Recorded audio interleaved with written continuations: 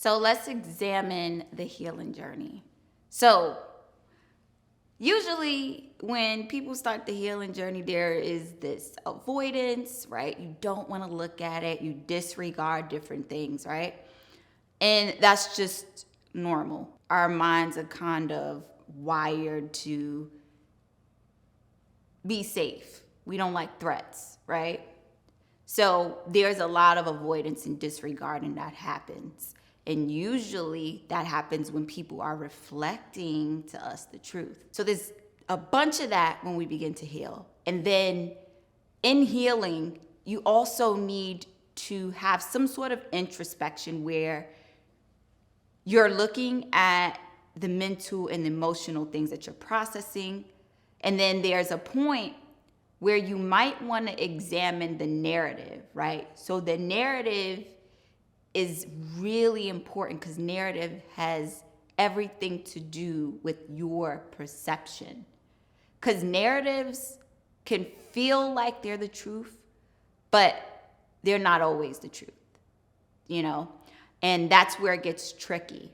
I perceive this person to be this way, but in all actuality, that person is really someone who's just like trying to help me, you know? So the narrative plays a huge part in people's healing journey.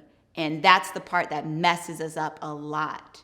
I will never forget my coach at the time. I was doing a 3-month Rites of Passage program, and she threw a question at me that made me like reflect. And I remember being upset. And then I realized she had shown me something that I couldn't see because it was a blind spot. So in healing, there's also a lot of blind spots people have. They can't see it. They can only see their narratives. They can only see what they created. And usually our narratives really start in our childhood because it has so much to do with the perception of self. So when we're born in the world, right, we are newborn babies, we're pristine, clean, like new to the world. I'm coming out, you know, all of that good stuff. And what happens is the light that we have, it gets dimmed over time. It gets dimmed from people's pain and suffering outside of us, you know, whether it's our parents, you know, whether it's like guardians, but people basically project their stuff onto us and we can pick that up. And energy is something that is very easy to influence, especially children. So that's where a lot of stuff begins for many people. And I am a Reiki practitioner, so I do work with healing the chakras. And these chakras, they get blocked and they don't function fully. Your root chakra has a lot to do with you being grounded as a person. So that connects with your safety, your finances, you know, being able to provide for yourself.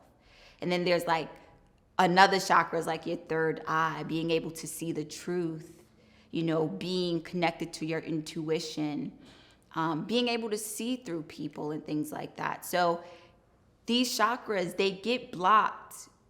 Just like there is a doctor for your physical, there's a therapist for your mental and emotional. When you look at the spiritual part of things, which is like chakras, your aura, right? All of these things really are important. Like I focus on mental, emotional, spiritual, and physical health. And I think that a lot of people, they're out of balance. So when one of those 4 key components are out of balance, it's hard to navigate life and feel good and be happy about certain things. So all of the services that I offer, they really do align those 4 components.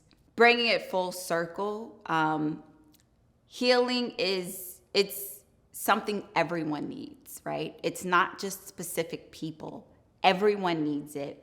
It's just about being aware of it and then knowing the impact of it. It's not easy, but it's so necessary. And when you go through this process, you're going to come out on the other side just thankful that you did it, because you'll be able to really, really look at yourself and just feel the love and connection, and really be proud of who you are.